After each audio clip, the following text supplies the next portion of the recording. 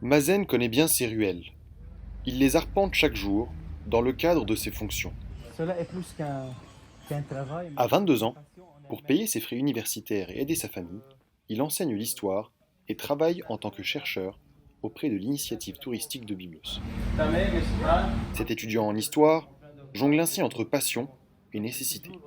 Il faut travailler en même temps pour pouvoir payer les frais universitaires qui ont maintenant changé, ils ont augmenté dans cette année. Et en même temps, on est en train d'aider nos parents, on est en train d'aider nos frères et sœurs à la maison.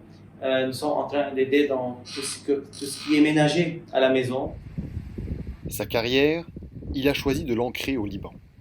Pas question pour Mazen de quitter sa patrie. On est en train de persister, de faire tout notre possible, juste pour pouvoir rester ici et ne pas quitter notre pays, notre ville chérie, nos parents, nos amis. Même si nos amis sont en train de quitter, il reste des personnes qui ne veulent pas quitter et qui veulent persister. Si on va laisser le pays, il n'y aura plus rien, il n'y aura plus personne. Depuis le début de la crise en 2019, 77% des jeunes Libanais disent réfléchir activement à s'établir à l'étranger. L'inflation galopante et la dégradation des conditions de vie minent le quotidien des étudiants qui ont décidé de rester.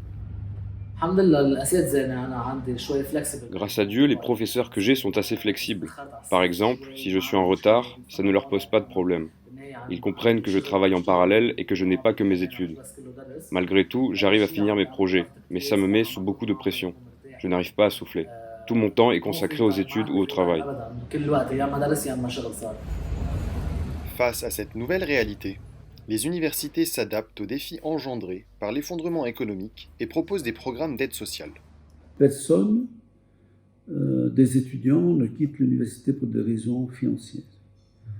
La porte du recteur, la porte du service social, la porte des vice-recteurs, des doyens est ouverte pour répondre à toutes sollicitations. L'important, c'est vraiment que les jeunes Libanais continuent la tradition et augmentent le capital humain, de ressources humaines, de bonnes ressources humaines, et ainsi continuer la mission des universités libanaises prestigieuses et historiques, et en même temps donner à ce Liban quand même un signe d'espoir.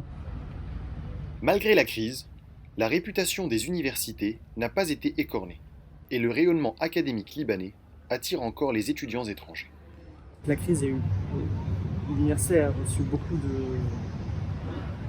difficultés, ça a été très compliqué et j'imagine que ça va être encore plus compliqué à l'avenir. Néanmoins, on délivre toujours un enseignement qui est de qualité, avec des professeurs qui sont très bons. Je pense qu'au Liban, on vit quelque chose de très différent qu'en France, de par la crise, la situation.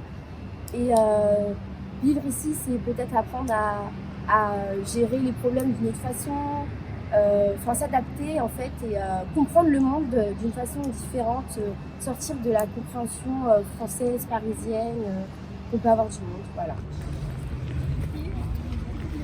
Le chaos politique et économique risque de plomber l'année universitaire 2022-2023 et d'augmenter les cas de décrochage dans un pays où 50% des jeunes sont au chômage.